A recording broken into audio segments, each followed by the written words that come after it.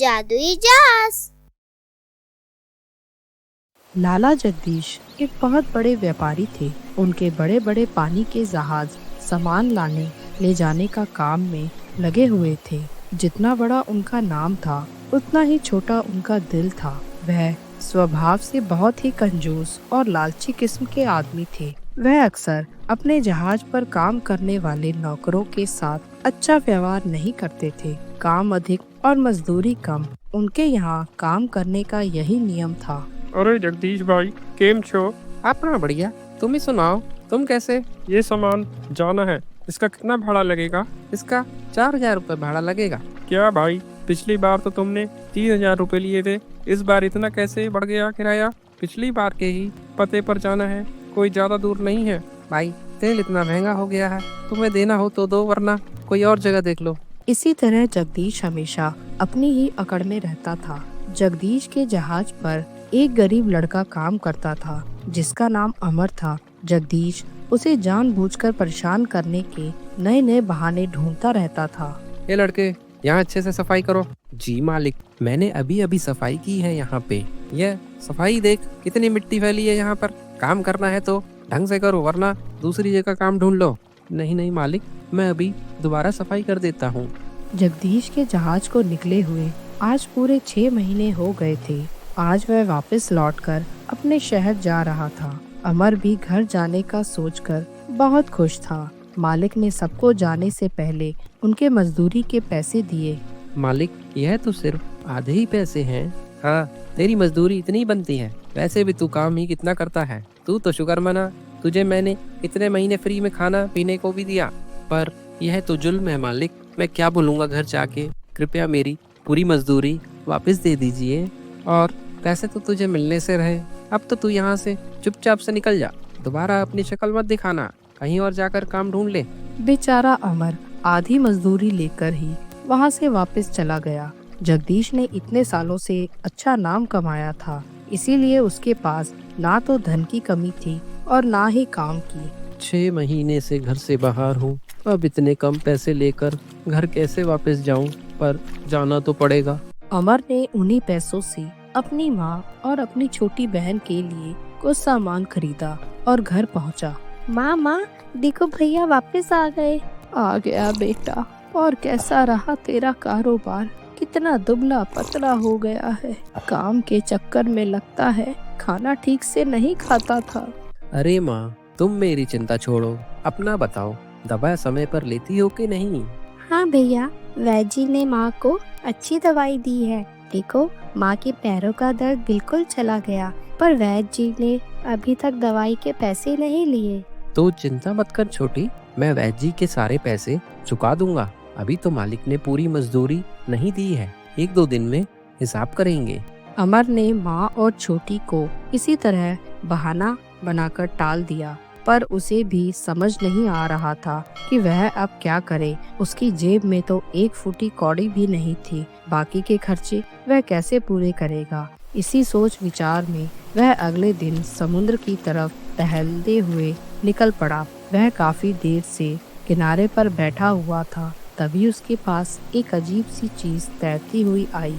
अरे ये क्या है? यह तो कोई बोतल लग रही है, देखने में कितनी सुंदर है। इसे खोलकर देखता हूँ, शायद इसके अंदर कुछ हो।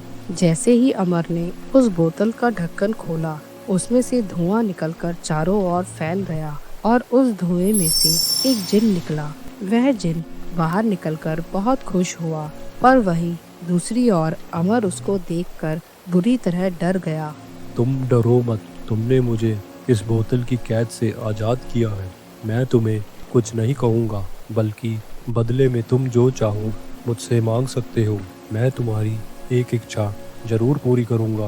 पहले तो अमर को यकीन ही नहीं हुआ जिन की बातों पर। फिर वह सोचने लगा कि वह जिन से क्या मांगेगा। सोच क्या रहे हो?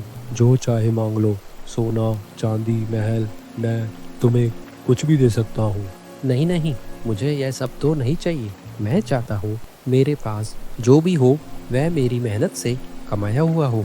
मैं हमेशा दूसरों के जहाज पर नौकरी करता रहा, अब मैं चाहता हूँ कि मेरा अपना एक जहाज हो। तुम बहुत ही ईमानदार हो और सच्चे इंसान भी।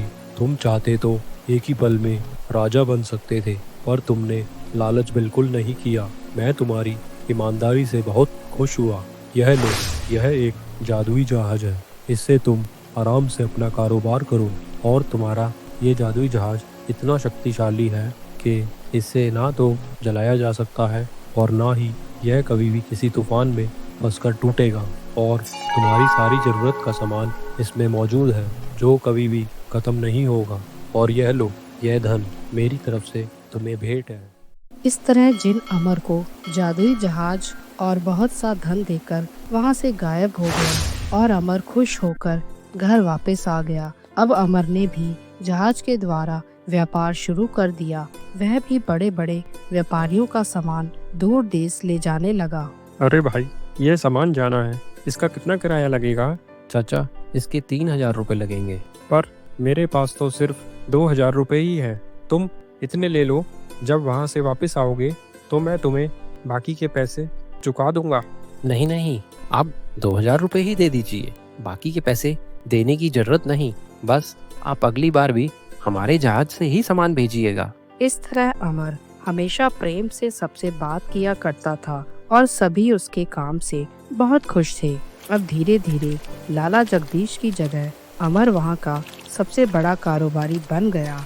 यह देख जगदीश को बहुत गुस्सा आया कि यह कल का छोकरा जो इसके यहाँ नौकरी करता था, वह आज उससे भी बड़ा व्यापारी कैसे बन गया। समझ नहीं आता आखिर कौन सा खजाना इसके हाथ लगा है। कल तक मेरे यहाँ झाड़ू पोछे का काम करता था और आज मेरे बराबर का हो गया है। ऐसे तो ये मेरा सारा व्यापार चौपट कर देगा। मुझे इसका कुछ करना पड़ेगा। यही सोचकर जगदीश ने एक रात अमर के जहाज पर आग लगाने की कोशिश की, पर वह यह नहीं जानता था कि वह जहाज जिन द्वारा दिया गया जादुई जहाज है। इसी वजह से उस पर आग का कोई असर ही नहीं हुआ, बल्कि तभी उसका एक नौकर वहाँ आया। अरे मालिक, आप यहाँ हैं? हमारे जहाज पर आग लग गई है। हैं? क्या कहा? आग लग गई? हाय, मैं बर्बाद हो गया। आग कैसे लग गई? तुम क्या सो रहे थे? और इस तरह जगदीश की आंखों के सामने ही उसका जहाज जलकर नष्ट हो गया और उसे अपने लालच और ईर्ष्या का सबक मिल गया। ऐसे ही और मजेदार वीडियोस देखने के लिए लाइक, कमेंट, शेयर और सब्सक्राइब करें हमारे चैनल को। Thank you. Bye bye.